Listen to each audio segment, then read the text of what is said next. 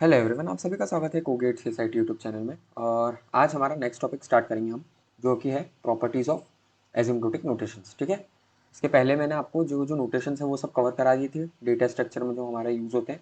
अभी हम देखेंगे इन सभी नोटेशंस की प्रॉपर्टीज़ क्या है। तो सबसे पहले प्रॉपर्टी देखते हैं। सबसे पहली प्रॉपर्टी है ट्रांजिटिविटी। तो अगर आप लोगों ने डिस्क्रीट का मेरा पूरा प्लेलिस्ट डिस्क्रीट की अगर देख ली होगी, आपको मालूम होगा कि ट्रांजिटिविटी होती क्या है। तो ट्रांजिटिविटी क्या होती है, तो अगर मैं एग्जांपल लूँ सेट थ्योरी के बेसिस पे कि अगर A comma B is a member of relation, ठीक है, and B comma C is also member of relation, and if C comma A is also member of relation, अगर ये तीनों रिलेशन का पार्ट है, देन वी से कि जो भी रिलेशन है ये ट्रांजिटिव है। ये होता है आपका ट्रांजिटिविटी सिंपल। सिमिलरली यहाँ पर भी आपका होता है, जो आपके फंक्शंस रहते हैं ना, ये इसमें भी यही होता है। अब कैसे होता है, फिर हम लोग कंसिडर करते हैं f n equal to order g n. ये एग्जाम्पल मैंने लिया, आप कोई और भी ले सकते हो। ठीक है, तो इससे मैंने क्या डिराइव करा कि एफ एन की growth rate should be less than और equal to g n. Similarly g n is equal to order h n. तो इसने क्या बताया कि जी एन के अंदर जो जो फंक्शन आएंगे उसमें वो एच एन से छोटे होंगे, ये कंडीशन आएगी इसके कारण। तो फाइनली आपका ऑर्डर एच एन वाली जो चीज़ है वो f n equal to order h n वो सेटिस्फाई होगी। वो कैसे होगी, तो देखो अगर मैं बोलूँ ए इक्वल टू बी है, बी इक्वल टू सी है, तो मैं क्या बोल सकता हूँ, ए इक्वल टू सी, बिल्कुल बोल सकता हूँ। सेम यहाँ पर है, देखो जीएन के अंदर एफ एन के अंदर वो फंक्शन आ रहे हैं जो जीएन से बराबर है उससे छोटे हैं।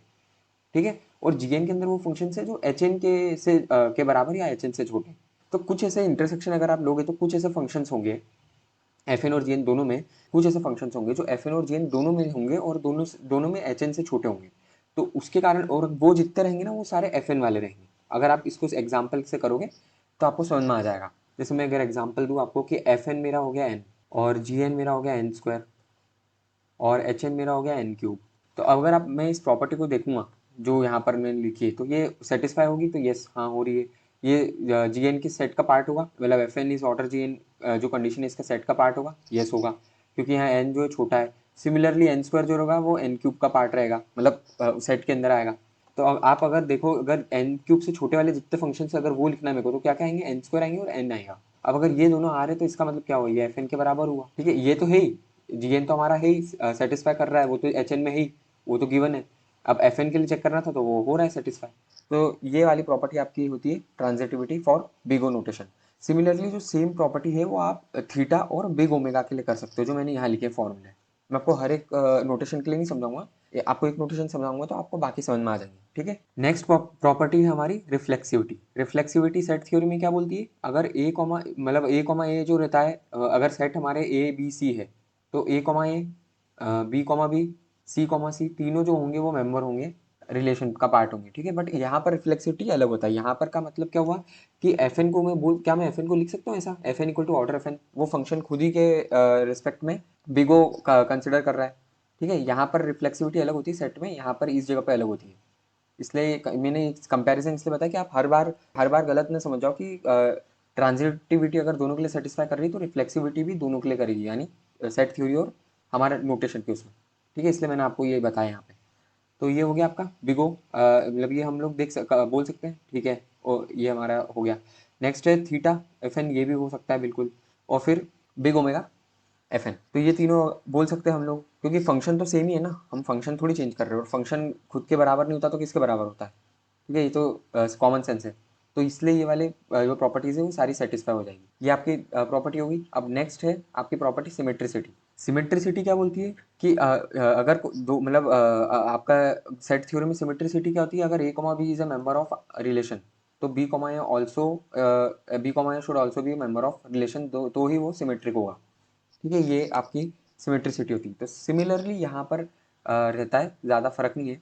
अगर F N theta G N के बराबर है, वो तभी होगा जब जी एन जो है वो थीटा एफ एन के बराबर हो। थीटा का मतलब होता है दोनों फंक्शंस इक्वल हैं, दोनों की ग्रोथ रेट एग्जैक्टली सेम है। तो इसलिए हम लोग बोल सकते हैं दोनों फंक्शन इक्वल है, क्योंकि दोनों की ग्रोथ रेट सेम है। हम लोग यहाँ पे ग्रोथ रेट की परस्पेक्टिव से बात करते हैं। ठीक है, एन स्क्वायर की ग्रोथ रेट और टू एन स्क्वायर की ग्रोथ रेट अगर मैं पूछूं, तो दोनों की ग्रोथ रेट सेम आएगी।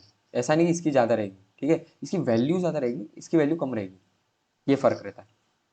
ओके, सो ये आपकी सिमेट्रिसिटी का होता है। बट यहाँ पर ध्यान ये रखना कि big O of f n और big omega of f n ये आपका सिमेट्रिक नहीं होता है। ठीक है, ये प्रॉपर्टी ये ध्यान रखना, सिर्फ ये थीटा में सेटिस्फाई होती है सिमेट्रिसिटी। इसके पहले ट्रांजिटिविटी और रिफ्लेक्सिविटी दोनों तीनों में सेटिस्फाई होती है। ओके, ये मैंने तीनों यहाँ लिखे हुए हैं। नेक्स्ट है हमारा ट्रांसपोज क्या होता है, ट्रांसपोज सिमेट्रिक क्या क्या होता है ना, ये नई प्रॉपर्टी है। अगर हम लोग देखो इसमें क्या है, जैसे मैं अगर बोलूँ ए लेस देन बी, अगर मैंने ये बोला है तो क्या मैं ये बोल सकता हूँ बी इज ग्रेटर देन ए? दोनों एक ही बात है, दोनों में फ़र्क कहाँ है ना। सेम यहाँ भी करा डिफाइंड है। अगर यहाँ पे इस तरह का कोई फंक्शन है जिसमें g n is equal to big omega of f n, तो वो अगर ये है तभी आपकी ये वाली कंडीशन सेटिस्फाई होगी, कौन सी, f n is equal to order g n. अब इसमें अगर आप इसको ओपन करोगे, इसका क्या आएगा, एफ एन की growth rate is less than equal to g n, ठीक है। और जब आप इसको ओपन करोगे तो क्या आएगा, जी एन की growth rate greater than equal to f n. और ये दोनों एक्जैक्टली सेम है, जो मैंने ये वाली बात बताई ना, सेम यहाँ पर है। तो ये जो प्रॉपर्टी है नई है एकदम, न्यू प्रॉपर्टी है। तो इसको हो सकता है आपको प्रॉब्लम है, बट बहुत आसान है, नाम याद नहीं रहा है तो उसको आप याद कर लेना, ठीक है। तो ये होता है ट्रांसपोज सिमेट्रिक। अब एक स्पेशल प्रॉपर्टी समझ लो, ओके।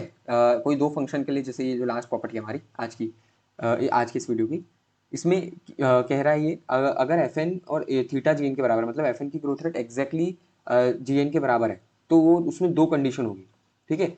उसमें अगर ये दो कंडीशन सेटिस्फाइड है तो ही ये आपकी सेटिस्फाई होगी। तो कौन सी दो है कि एफ एन की ग्रोथ रेट जो है ऑर्डर ऑफ जी एन से, एफ एन की growth rate should be equal to order g n, and f n की growth rate equal to omega g. अब इसको आप कैसे समझोगे, तो देखो इसको आप क्या लिख सकते हो, f n less than equal to g n, इसको लिख सकते हो f n greater than equal to g n. और यहाँ बीच में एंड लगा है, एंड में अपन क्या करते हैं, इंटरसेक्शन निकालते हैं। अब दोनों में इंटरसेक्शन देखोगे तो इक्वल वाला साइन है, ये इक्वल वाला साइन जो है वो उसके कारण ये थीटा अपन लिख रहे हैं इसको। तो ये है आपकी सारी प्रॉपर्टीज जो नोटेशंस की। अब नेक्स्ट वीडियो में मैं कुछ क्वेश्चंस कराऊंगा आपको, काफ़ी काफ़ी सारे क्वेश्चंस कराऊंगा मैं, पूरा डेडिकेटेड वीडियो होगा क्वेश्चंस के लिए। तो आज के लिए इतना ही। अगर आप एक गेट एस्पिरेंट हैं, इस चैनल को सब्सक्राइब करें, मेरे को बताएं मैं कैसे इंप्रूव कर सकता हूँ। वीडियो अच्छा लगे तो प्लीज़ इस वीडियो को लाइक एंड शेयर जरूर करें। Thank you.